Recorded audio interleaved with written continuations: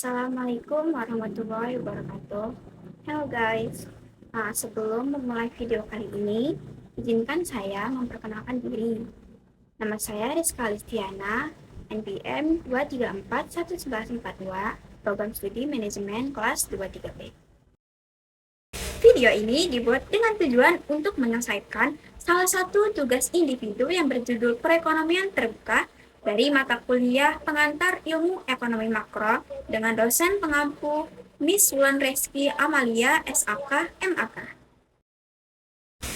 Perekonomian terbuka adalah suatu sistem ekonomi di mana negara terlibat dalam perdagangan internasional dengan negara lain melalui ekspor dan impor barang, jasa, serta modal.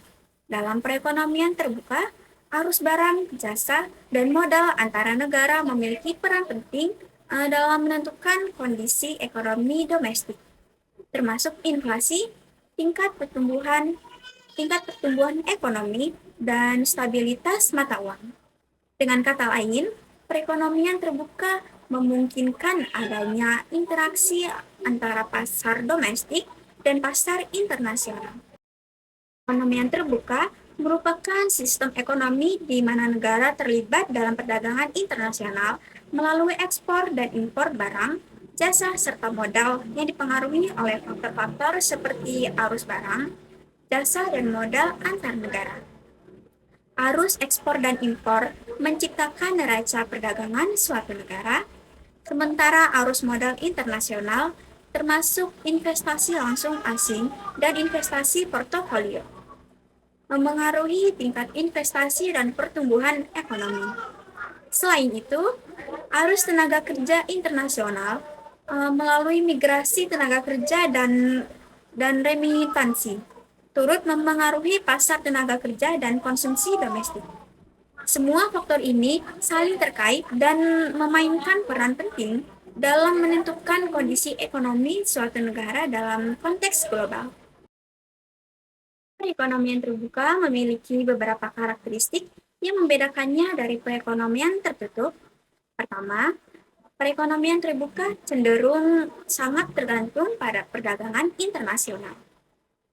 Dengan tingginya volume perdagangan barang dan jasa lintas negara, serta pengaruh fluktuasi harga komoditas global. Kedua, mobilitas faktor produksi seperti tenaga kerja, modal, dan teknologi antar negara sangat tinggi, didukung oleh investasi asing langsung dan transfer teknologi.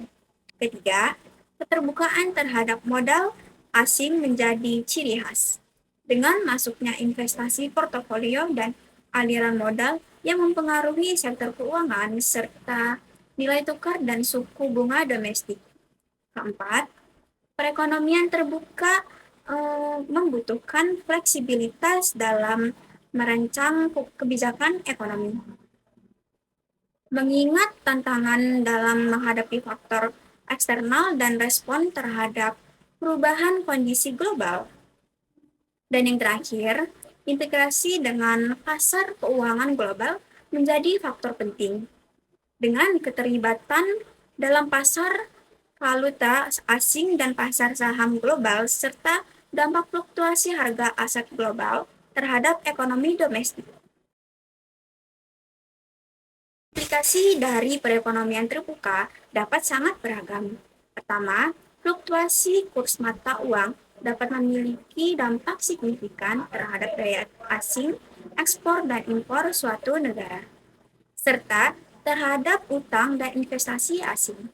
Kedua, kebijakan moneter dan fiskal menjadi lebih kompleks karena harus mempertimbangkan faktor-faktor eksternal dalam pengambilan keputusan. Selain itu, perekonomian terbuka juga meningkatkan ketergantungan terhadap kondisi ekonomi global, sehingga rencana terhadap gejolak ekonomi dan kebijakan dari negara-negara lain. Terakhir, peran lembaga internasional dalam mengatur perdagangan dan keuangan global menjadi semakin penting dalam menjaga stabilitas dan keadilan ekonomi di tingkat internasional. Sekian materi yang dapat saya jelaskan. Kurang lebihnya saya mohon maaf. Saya akhiri. Wassalamualaikum warahmatullahi wabarakatuh. Bye-bye.